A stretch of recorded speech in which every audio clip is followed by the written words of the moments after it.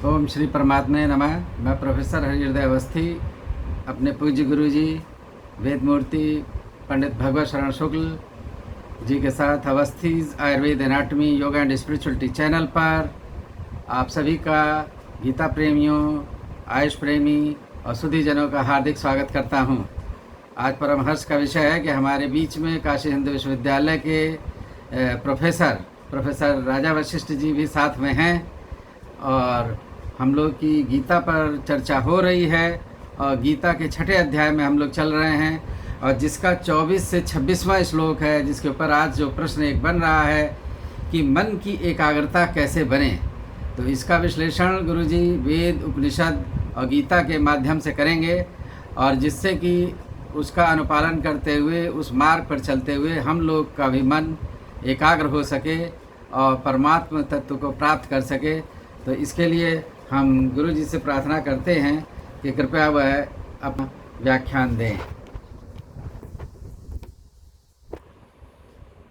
व्याख्या मुद्रां करसरसिजैः पुस्तकं शङ्खचक्रे बिभ्रद्भिन्नस्फुटिगृचिरे पुण्डरीके निषण्णः अम्लानश्रीरमृतवृषदैरंशुभिः प्लावयन्माम् आविर्भूयाद्दनघमहिमा मानसे वागधीशः। कृष्णाय वासुदेवाय हरये परमात्मने प्रणतक्लेशनाशाय गोविंदाय नमो नमः। इस चैनल का अवलोकन कर रहे सभी विद्वद्गण, सभी जिज्ञासु छात्रगण एवं ज्ञान पिपासु सभी सज्जन वृंद और इस चैनल के संचालक एवं प्रबंधक आचार्य हरिहृदय अवस्थी जी और सौभाग्य से आज के इस कार्यक्रम में उपस्थित परम वैज्ञानिक प्रोफेसर राजा वशिष्ठ जी। आज के इस कार्यक्रम में मन की एकाग्रता का स्वरूप कैसे बने।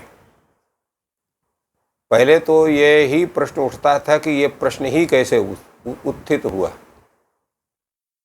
देखिए, हमें जो भी विचार हम लोग कर रहे हैं इसमें बार बार कहा जा रहा है कि संपूर्ण इंद्रियों को अपने वश में करना पहले आवश्यक है और इंद्रियों का नियंत्रण करने वाला, जिसको हम इंद्रिय राज भी कह सकते हैं, वो मन है। क्योंकि जब तक इंद्रिय का संयोग मन से नहीं होता है तब तक किसी भी वस्तु का, इंद्रिय का जो विषय है उसका ग्रहण नहीं हो सकता है। तो इसलिए मन को नियंत्रित करने पर इंद्रियां स्वतः अपने विषय के तरफ उन्मुख नहीं होती हैं। ये ध्रुव सत्य है, ये वैज्ञानिक सत्य भी है और व्यवहार सत्य भी है। तो इसलिए उसको हम कैसे करें, मन का स्वरूप क्या है। तो मन के स्वरूप के विषय में जो चर्चा होती है दर्शन में, वह है संकल्प विकल्पात्मकम मनः। संकल्प और विकल्प मन करता है। संकल्प करता है कि इस कार्य को हमें करना है, विकल्प भी करता है कि इस कार्य को करना है अथवा इस कार्य को करना है। तो इन दोनों स्थिति में, जैसे हमने आप सबको बतलाया कि अंतःकरण की जो स्थिति होती है उसमें चार हैं। उसमें चित्त, अहंकार, बुद्धि और मन। इनका जब स्वरूप होता है तो अंतःकरण की स्थिति बनती है। चित्त के विषय में जैसे बतलाया गया कि चित्त आपका सात्विक भी होता है, राजस भी होता है और तामस भी होता है। जैसे चित्त होगा उसी के अनुसार बुद्धि का स्वरूप बनेगा, अर्थात वैसे ही आपकी विचार शैली बनेगी। चित्त एक ढंग से वो प्रकृति का एक प्रतिनिधि तत्व है और उसी से आपका बुद्धि का स्वरूप बनेगा। अब जैसे बुद्धि क्या होती है, निश्चयात्मिका बुद्धि। बुध्यते ज्ञायते वस्तु तत्वम गृह्यते यया सा बुद्धि, जिसके द्वारा संपूर्ण वस्तु तत्व का हम ज्ञान करते हैं, उसको हम बुद्धि कहते हैं, उसका धारण करते हैं। तो उस बुद्धि का भी स्वरूप वही बनेगा जो चित्त का स्वरूप होता है। और अहंकार उस कार्य विशेष में प्रवृत्ति करता है और उसके पहले जो मन है वो संकल्प विकल्पात्मक उसका स्वरूप है। इसलिए भगवान ने कहा कि सबसे पहले आपको अपने संकल्पों को रोकना है, क्योंकि जब तक संकल्प आप नहीं रोकेंगे तो संकल्प से क्या होगा कि आपको विषय का ध्यान होगा। विषय का जब ध्यान होगा तो विषय में प्रवृत्ति होगी, और जब विषय में प्रवृत्ति होगी तो उससे आपको राग होगा, और राग होने के कारण फिर आपका जो मन है, जो आपकी बुद्धि है, उसका जो स्थैर्य है, उसका जो सात्विकता है वो नष्ट होती है। अर्थात व्यक्ति का जो है शांत चित्त नहीं बन सकता है। इसलिए भगवान ने कहा कि संकल्प प्रभवान कामांस त्यक्त्वा सर्वान शेषतः मनसैवेन्द्रिय ग्राम्यम विनियम्य समन्ततः। ये इतना बड़ा वैज्ञानिक तत्व है जो गीता के अतिरिक्त और दूसरे जगह आपको मिल नहीं सकता है। वो सीधे जो मूल तत्व है उसका इसमें ग्रहण करता है कि मन पहले क्या करता है। तो मन पहले करता है संकल्प। संकल्प से क्या होता है? कामना होती है, इच्छा होती है उस वस्तु विशेष की प्राप्ति करने के लिए। तो इसलिए संकल्प से उत्पन्न जो इच्छाएं हैं उन इच्छाओं को पहले त्याग करना पड़ेगा। तो कहे कितना अंश उसका त्याग करना है? थोड़ा थोड़ा उसका त्याग करें, धीरे धीरे त्याग करें? नहीं, ऐसा संभव नहीं है। सर्वान अशेषता, पूर्ण रूप से अशेष भाव से एक भी अंश, 1% भी अगर वो कामना आपके मस्तिष्क में है तो आप उस मन को अपने कब्जे में नहीं कर सकते हैं, अपने वश में नहीं कर सकते हैं। इंद्रियों से मन को रोक नहीं सकते हैं। क्योंकि जैसे एक चिंगारी है, अगर चिंगारी को ईंधन मिल गया तो वो बड़वा नल का, वो दावा नल का रूप ले सकती है, पूरे जंगल को जला सकती है, पूरे नगर को, ग्राम को जला सकती है। तो चिंगारी ही है ये संकल्प जन्य इच्छाएं। तो संकल्प जन्य इच्छाएं की चिंगारी का, इसका जो है ईंधन क्या है? वो ईंधन है उन विषयों का चिंतन, माने इच्छाएं होना। तो जब सर्वथा माने 0% जब आपकी इच्छाएं होंगी, तो जब ये इच्छा होगी इस तरह, तो मन आपका शुद्ध होगा। और जब मन शुद्ध होगा तो फिर क्या करेंगे? मनसा समन्ततः इंद्रिय ग्रामम विनियम्य। इंद्रियों का जो समूह है, जैसे हमने बतलाया 5 कर्म इंद्रिय हैं, 5 ज्ञान इंद्रिय हैं, तो उनका, उनसे मन को आप उनका नियंत्रण करेंगे। नियंत्रण करने का मतलब क्या है? नियंत्रण करने का मतलब यह है कि नहीं है कि उन इंद्रियों से आप काम लेना बंद कर देंगे, आंखों से देखना बंद कर देंगे, कानों से सुनना बंद कर देंगे, नाक से सूंघना बंद या श्वास लेना बंद कर देंगे, आप भोजन बंद कर देंगे। ये तो संभव नहीं है। यावत जब तक जीवन है, कोई भी प्राणी व्यक्ति जो है वो अपनी क्रियाओं को रोक नहीं सकता है, परंतु नियंत्रित कर सकता है। आंखों से वही देखना है जो आप उनसे देखना चाहते हैं, कानों से वही सुनना है जिसको इनसे आप सुनना चाहते हैं। अर्थात उनका पूर्ण सात्विक स्वरूप होगा। आंखों से आप क्या देखना चाहते हैं? किसी सज्जन को देखना चाहते हैं, किसी संत को देखना चाहते हैं, भगवान का दर्शन करना चाहते हैं, या प्राणियों के भगवत स्वरूप में, प्राणियों में भगवत स्वरूप का दर्शन करना चाहते हैं, ये आंखों का स्वरूप हो गया। इसी प्रकार कानों से सुंदर शब्दों का, शास्त्र शब्दों का, वेदादि शब्दों का, या भगवान नाम का, या लोगों के हित चिंतन के स्वरूप को आप सुनना चाहेंगे तो आपको व्यर्थ चिंतन नहीं जाएगा। तात्पर्य है कि तत्त इंद्रियों का जी के जो विषय है, उन विषयों का जो स्वरूप, जो आपके मस्तिष्क का बाधक नहीं है, आपके सात्विकता का बाधक नहीं है, उन्हीं का ग्रहण आप उन इंद्रियों के माध्यम से करेंगे। यही इंद्रियों का विनियोजन है, यही उनका विनियमन है। ऐसा नहीं कि उनको रोक सकते हैं। अगर आप कह दें कि हम सबको रोक देंगे, तो सबको रोक देंगे तो आप का जीवन ही समाप्त हो जाएगा, और जीवन ही जब समाप्त हो जाएगा तो आप उस योग साधना को करेंगे कैसे? इसलिए शास्त्र ये नहीं कहता, शास्त्र जब भी बोलेगा कि इंद्रियों का दमन, दमन का मतलब क्या है? उनका नियमन, विनाश नहीं है, क्योंकि आप विनाश करके नहीं कर सकते हैं। इसलिए उनका विनियमन करना, विनियमन मतलब शास्त्रानुसार ही आपके संपूर्ण इंद्रियों के विषयों का सेवन होगा। और शास्त्र जो भी आपका विचारधारा रखता है, जो भी नियम बनाता है, वो सार्वभौमिक नियम होते हैं, किसी एक व्यक्ति विशेष के लिए नहीं होते हैं, और आपके पूर्ण उद्धार के विषय में होते हैं। तो इसलिए भगवान ने कहा कि संकल्प से उत्पन्न जितनी भी कामनाएं हैं उनका अशेषता, अशेष माने 100% उनका त्याग आपको करना है। 1% आपके पास उन कामनाओं का स्वरूप नहीं होना चाहिए। और इससे जो आपका जो शुद्ध मन है चारों तरफ से, चारों तरफ का मतलब क्या है कि जिस जिस इंद्रिय के जो जो विषय हैं उन सब विषयों में अपने इंद्रियों के समूह को नियंत्रित करना। इसलिए समूह शब्द का प्रयोग है। इंद्रिय ग्रामम माने एक इंद्रिय को, दो इंद्रिय को, तीन इंद्रिय को नहीं, संपूर्ण 10 इंद्रियों को आपको मन के द्वारा नियंत्रित करना है। ये भगवान का निर्देश है। तभी आप इस योग की स्वरूप को सिद्ध करेंगे। क्योंकि हमारा जो योग का, योग शास्त्र का और गीता शास्त्र का जो मुख्य प्रतिपाद्य क्या है, यह है ज्ञान योग, भक्ति योग और कर्म योग। कर्म योग के माध्यम से ज्ञान योग की जो है सिद्धि करना, और ज्ञान योग और कर्म योग दोनों के माध्यम से भक्ति योग को सिद्ध करना है। और भक्ति योग के सिद्ध होने से वो परम तत्व का पूर्ण साक्षात्कार होता है। यही इसका स्वरूप है। इसलिए प्रत्येक तत्व का एक एक का संबंध है। कर्म योग की साधना में इंद्रियों का वश में करना, मन को वश में करना, बुद्धि को सम्यक सात्विक बनाना, ये अत्यंत आवश्यक है। जब तक ये नहीं बनेगा तब तक आपका ज्ञान योग सिद्ध नहीं होगा। ज्ञान योग से आपकी आत्मशुद्धि बनती है, और आत्मशुद्धि होने पर जो है आपका निर्मल स्वरूप होता है, तब भक्ति आपके अंदर प्रकट होती है। ये तीनों योगों का एक क्रमशः स्वरूप बनता है। तो प्रश्न ये होता है कि हम उस मन को, बुद्धि को हम अपने बस में कैसे करेंगे, क्योंकि इतने जंजाल हैं संसार के। एक कहावत है कि जहाँ जाए मन वहीं हेराई। जिस तरफ ही हमारी दृष्टि जाती वही हमको लगता है ये बहुत अच्छा है, इसको हमको करना चाहिए। फिर उधर जाते हैं, वो लगता है ये भी हमको अच्छा लगता है, इसको करना चाहिए।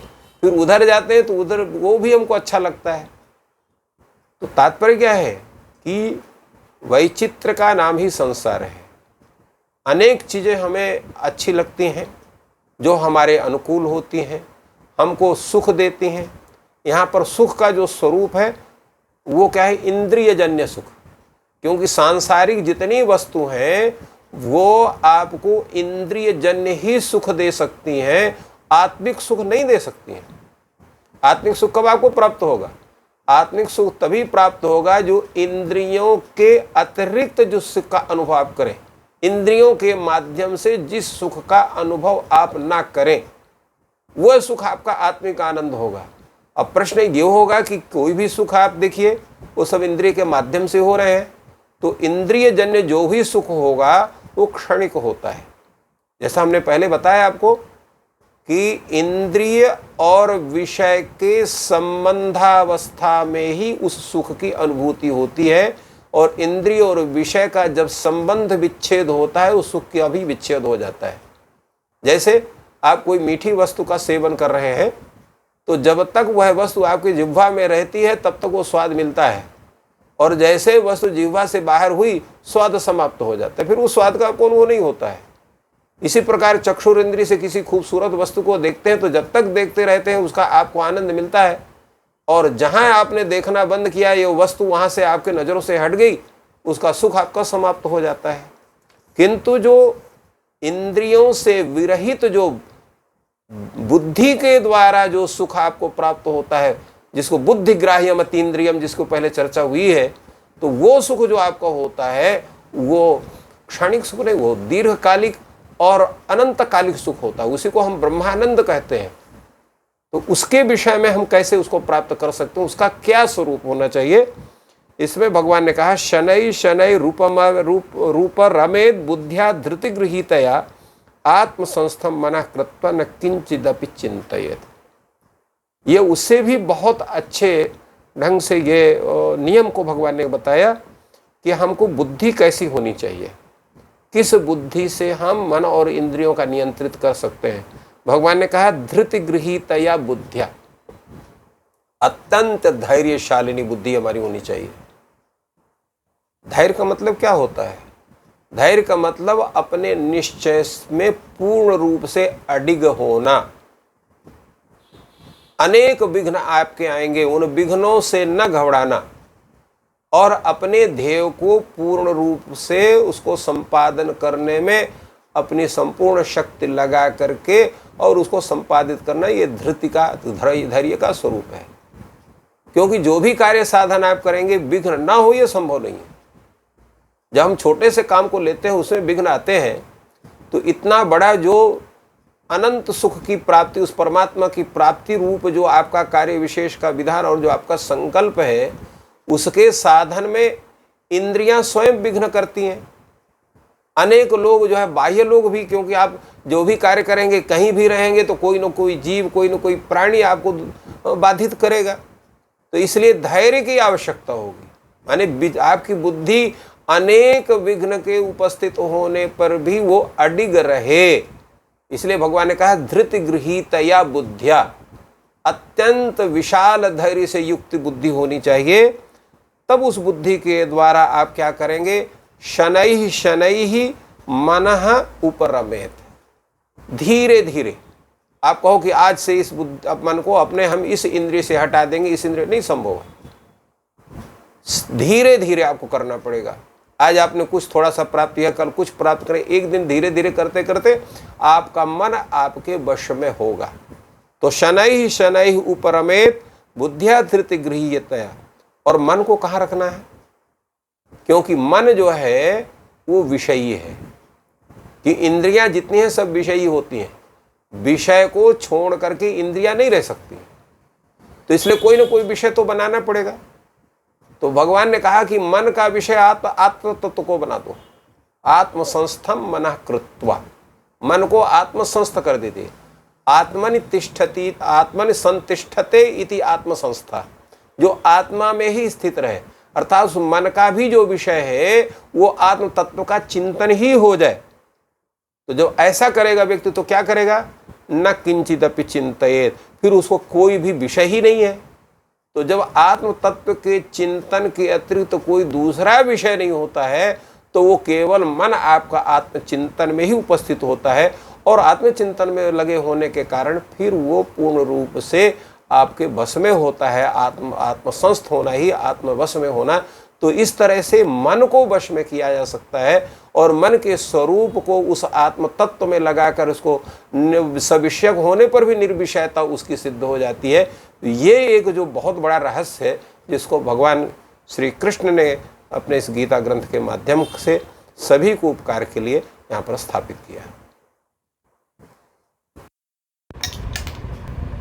तो बहुत ही सुंदर विवेचन गुरु जी ने किया कि मन जो है कि एकाग्रता कैसे बने, इसके ऊपर जो गीता में वेदोपनिषद के आधार पर गुरु जी ने वर्णन किया। और हमारे आयुर्वेद में जो आता है कि मन है क्या, पहली चीज़ आती है कि मन क्या है।